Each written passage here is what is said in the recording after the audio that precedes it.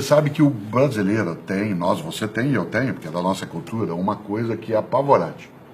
Todo estrangeiro apavora com uma frase que nós dizemos, que é assim: eu vou acabar com a tua raça. Essa expressão, ela é de uma violência. Primeiro que ela é genocida. Ela é genocida. Você já começa a trazer à tona tudo aquilo que é o horror da vida. É possível, mas não é obrigatório. Eu vou acabar com a tua raça significa não vou deixar rastro. Eu acho que a vingança, ela é como a ideia da raiva, né? Várias vezes você já leu, né, quanto se disse, é uma frase antiga, não tem autoria definida, que o ódio, por exemplo, é um veneno que você toma desejando que faça mal a outra pessoa. É você que toma, mas você acha que vai fazer mal para o outro. Há uma diferença entre desculpa e perdão. Né? Desculpa é coisa leve. Isto é, tudo bem, ok, isso não é perdão. Por exemplo, você me ofendeu por qualquer razão, ou fez algo que não deveria fazer, eu te desculpo, mas eu não te perdoo. Isto é, eu continuo convivendo contigo, mas não vou esquecer. O perdão é a promessa do esquecimento. O perdão significa, eu sei, mas eu nunca mais vou lembrar obrigatoriamente, eu não vou trazer isso de novo para a nossa convivência. Nesse sentido, acho que a vingança é a ausência do perdão. E a vingança, em grande medida, como ela não é justiça, né, ela é apenas o troco, ela é apenas o retorno do que não devia, ela não deveria estar nas nossas mãos, porque nós não somos um ser confiável, né, como seres humanos, para fazer tudo que é a justiça. A nossa capacidade de falhar, ela é tão grande que deixar na minha mão ou na tua a capacidade de dar o troco em algo que nós fizeram é meio arriscado. É melhor que a gente crie instituições, né, como é o caso do judiciário, em que a gente organiza as regras em que será feita a justiça sem que ela seja vingança. Porque é tão interessante que às vezes a gente tem a falsa impressão de que se eu me vingar eu vou ser feliz. Então eu faço aquilo, não, agora sim, agora eu dei o troco, agora eu me vinguei, agora eu estou feliz. Não existe essa possibilidade. Não existe isso. Não existe, porque essa ideia, no meu entender, de que você possa ficar satisfeito, né, com a revanche, ela é absolutamente vazia. Né? Agostinho tem uma frase que eu acho maravilhosa, que fala sobre a superficialidade de alguns sentimentos, quando ele diz: não sacia a fome quem lambe pão pintado. Né? Não sacia a fome quem lambe pão pintado. Qual é a satisfação que a vingança oferece? A justiça, sim. Eu gosto de justiça, né? Gosto daquilo que está no lugar quando foi deslocado daquele lugar onde deveria estar, mas da vingança não. Não é que a gente não tenha desejo dela. Seria absolutamente farisaico, né, da minha parte dizer que eu não tenho desejo de vingança. Em vários momentos eu tenho. Isto é, em que eu quero sim dar o troco. E não estou nem pensando, né, só nas relações interpessoais. Né? Como nós somos, como a gente falava antes, um ser que tem memória. E eu às vezes fico imaginando, aquele cara falou aquilo para mim, né? Ou lá na escola, quando um dia alguém fez alguma coisa, você vai ver, um dia você vai ver. Né? Então, eu sou de Londrina, no Paraná, como você sabe, embora eu more, né, na capital paulista há bastante tempo. Tem uma frase de para-choque de caminhão que para mim é suficiente como vingança, que diz assim: na subida você me aperta, na descida nós acerta. Certo? Então, esta lógica, ela é um pouco assim, espera aí, né? Vamos ver, o mundo dá muitas voltas, mas o desejo da vingança não é algo que a gente deva admitir, trabalhar e até, para usar uma coisa do interior, adubar.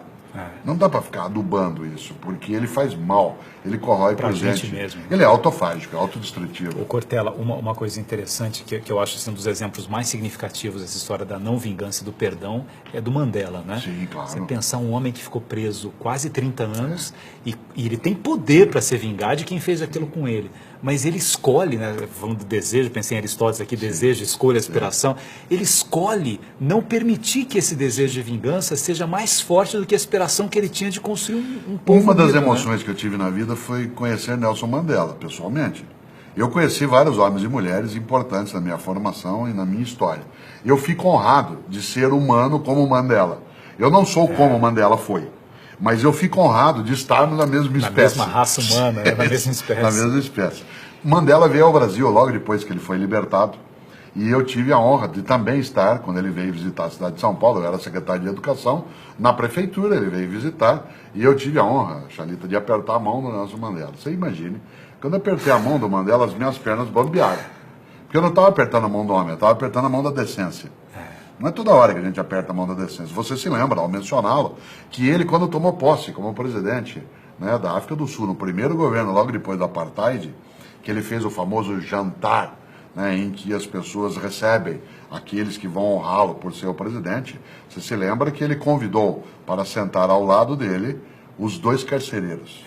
Exatamente. É impressionante. É impressionante. Isso. Aliás, é mais do que isso, é irritante. É irritante. Como é que ele é capaz de fazer uma coisa dessa? Ele me humilha a fazer isso, porque eu gostaria de ser capaz dessa grandeza. Exatamente. Eu sou bem menor que ele, não que isso seja, né, um alto desprezo, mas é verdade. Um homem que passa 27 anos preso, 18 numa solitária, de 1,60 m.